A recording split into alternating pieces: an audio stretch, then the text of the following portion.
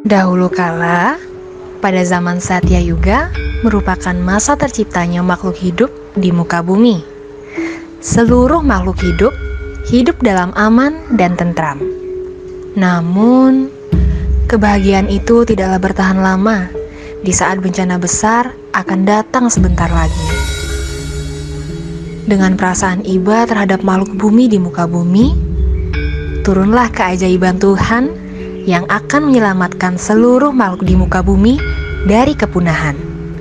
Dan dari sinilah kisah heroik itu bermula dalam cerita Matsya Awatara.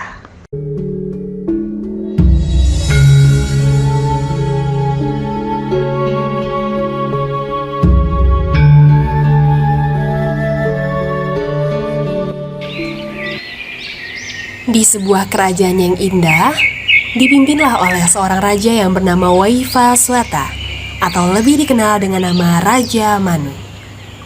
Lalu tak berselang lama, akhirnya Raja Manu pun turun tahta dan mengangkat putranya sebagai raja yang baru. Anakku, sudah saatnya engkau menggantikanku memimpin kerajaan ini, karena aku sudah tua untuk melanjutkan memimpin kerajaan ini. Selanjutnya, aku akan pergi bertapa untuk menenangkan diri. Ayah, jika itu keinginanmu, akan aku laksanakan sesuai kehendakmu. Hingga berkelanalah Manu ke kaki gunung Himalaya untuk bertapa. Hari-hari pun berlalu. Pada suatu peristiwa, Manu melakukan pembasuhan muka di kolam dekat pertapaannya. Ia mencelupkan tangannya ke dalam air.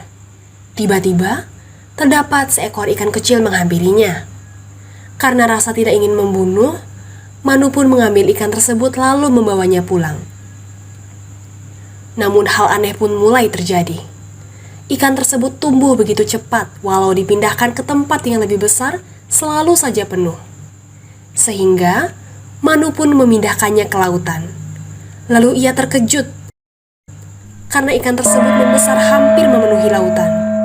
Menyadari ikan tersebut bukanlah ikan biasa, Manu pun bertanya, Siapakah engkau? Ketika Manu bertanya, muncul sosok misterius di atas ikan besar itu. Dan sosok misterius itu merupakan Dewa Wisnu. Manu, aku sangat senang dengan baktimu. Maka terimalah hadiah ikan ini sebagai anugerahku untukmu. Dan dalam waktu dekat ini, bumi akan mengalami bencana yang besar. Buatlah sebuah perahu yang dapat menyelamatkan seluruh makhluk hidup, serta mintalah pertolongan naga Basuki. Keesokan harinya, Manu pun pergi ke Gua Raja untuk menemui naga Basuki dan meminta pertolongan. Sesampainya di sana, tiba-tiba muncul seekor ular besar dari gua tersebut. Dan ternyata itu adalah naga Basuki. Wahai Dewa Agung, aku kesini untuk meminta pertolonganmu. Baiklah, sesuai titah dari Dewa Wisnu, aku akan menolongmu. Kemudian Manu pun kembali ke kerajaan dan membuat perahu sesuai nasihat dari Dewa Wisnu. Sebulan kemudian, bumi mengalami kekeringan.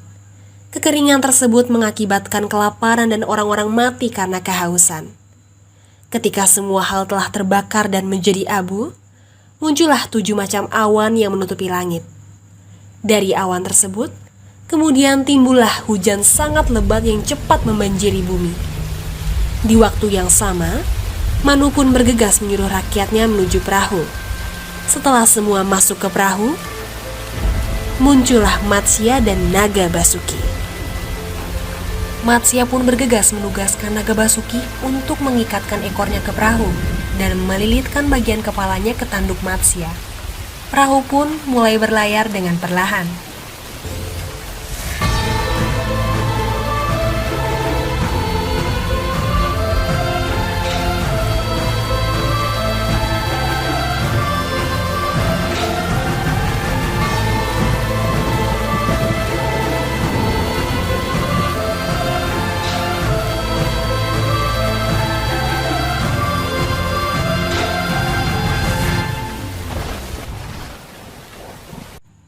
Tujuh hari pun berlalu.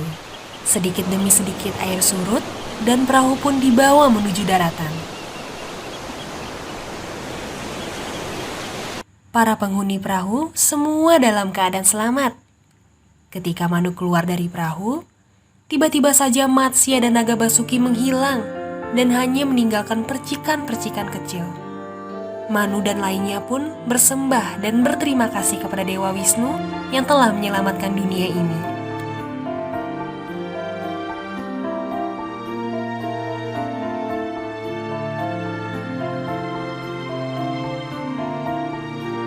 Setelah melewati bencana besar, Manu dan yang lainnya hidup bahagia.